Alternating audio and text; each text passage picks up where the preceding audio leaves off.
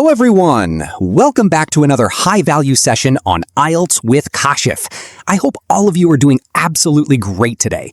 Today is a very special episode because we are breaking down the complete evidence-based IELTS predictions for June 2026. Whether you are aiming for a Band 7 or an 8+, this breakdown is going to change your preparation strategy entirely.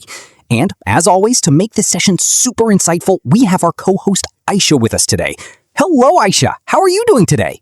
Hello, Kashif. I am doing fantastic. Thank you for asking, and a very warm welcome to all our amazing viewers and listeners joining us today.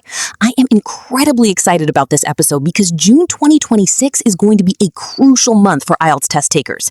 The exam trends are shifting slightly, and staying ahead of the curve is the only way to secure that dream band score on the first attempt. Absolutely spot on, Aisha. In our previous videos, we deeply analyzed the exam patterns of April and May, and thousands of our students cracked their scores using those exact insights. If you haven't watched those strategy videos yet, make sure to check them out on the channel right after this session. But today, we are focusing strictly forward. We are uncovering the expected question types, key topics, and timing hacks specifically for the June 2026 test dates. So grab your notebooks and pens because we are diving deep into all 4 modules: listening, reading, writing, and speaking. Aisha, let's kick things off with the listening module. What are the trends showing for June? Right, so for the June 2026 listening section, expect a moderate difficulty level overall. Part 1 is highly predicted to be a standard telephonic conversation, mostly focusing on form completion with names, numbers, and dates. The hook here is speed. The audio pace might be slightly faster than usual, so focus is key. Part 2 will likely feature a map or diagram labeling task, usually based on a local tour or a university campus layout. Yes, and that map section is where many students lose their track.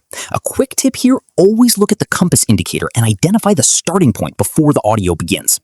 What about Part 3 and Part 4, Aisha?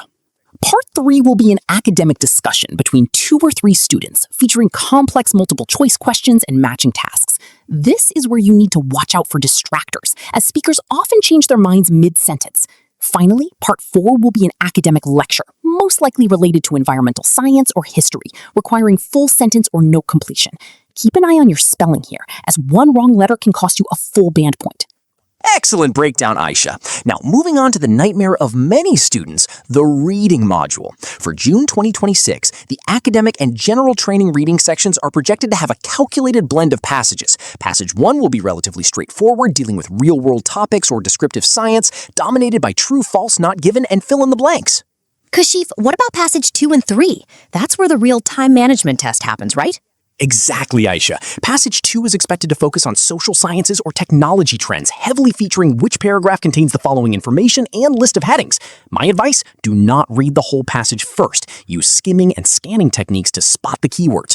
Passage 3 will be a highly argumentative academic text, dense with vocabulary focusing on writers' claims, multiple choice, and summary completion.